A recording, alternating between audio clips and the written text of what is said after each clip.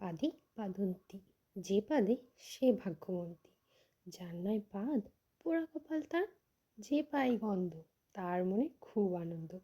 তো hey guys, welcome back to my channel Moli kitchen ব্লগে সকলকে স্বাগত। আবারও নিয়ে এসেছি নতুন একটা রান্না নিয়ে।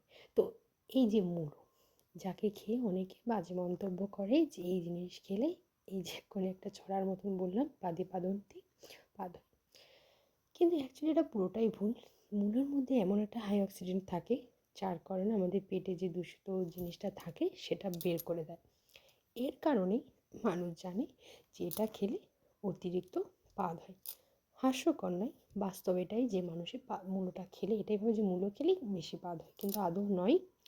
এটাই কথা হলো যে মূলোটা খেলে যে মূলোর মধ্যে যে একটা হাই অক্সিডেন্ট আছে, অক্সিজেন আছে, যেটা গ্যাস আছে, সেই গ্যাসের দ্বারা আমাদের পেটে দূষিত জিনিসগুলোকে বের করতে সাহায্য করে।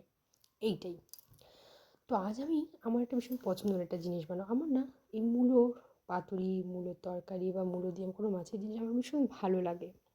আর অনেকেই মূলোর গন্ধের জন্য খেতে পারে না, তো তাদেরকে বলি মূলো কেটে তার মধ্যে নুন মাখিয়ে অন্তত 5 মিনিট রেখে দেবে, দেখবি মূলোর কোনো আর গন্ধ থাকবে না। তারপর সুন্দর করে ধুয়ে ফেলবি। তো দেখো, মূলো চচ্চড়ি করবো, শাকগুলো ভীষণ সুন্দর, কিন্তু শাক একার জন্য কিছু করতে ভালো লাগে না।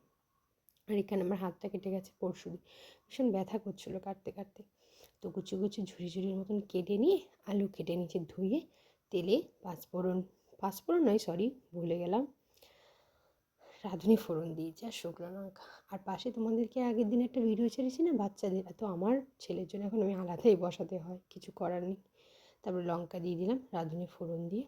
খেতে কোনো বেশি উপকরণ লাগে না, তুমি তেল দিয়ে অল্প, তার মধ্যে রাঁধুনি ফোড়ন দিয়ে কেটে রাখা মূলো আলু দিয়ে দেবা, তাই একটু হালকা ভেজে নেওয়ার পরে তারপরে লঙ্কাগুলো দিয়ে দেবা। লঙ্কাগুলো দিয়ে দেওয়ার পরে একটু ভেজে ভেজে নিলে এবার স্বাদ অনুযায়ী নুন আর হলুদ দিয়ে আবারও হালকা 2-3 মিনিট ভেজে নিতে হবে। ভেজে নেওয়ার পরে তারপরে এবার তুমি এতে জল অ্যাড করবে। তো যেই ছড়াটা বলেছি, এই ছড়াটা তোমরা কে কে জানো বলো তো? যে পাদে পাদন্তি, যে পাদে সে ভাগ্যবতী। এই ছড়াটাই আবার অনেকে অনেক রকমভাবে বলে।